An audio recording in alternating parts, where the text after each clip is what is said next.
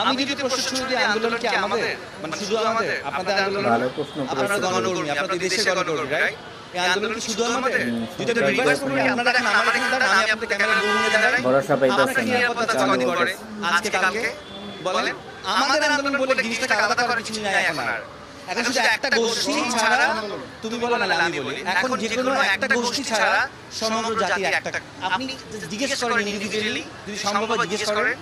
কেউ চায় না গভর্নমেন্ট কেয়ার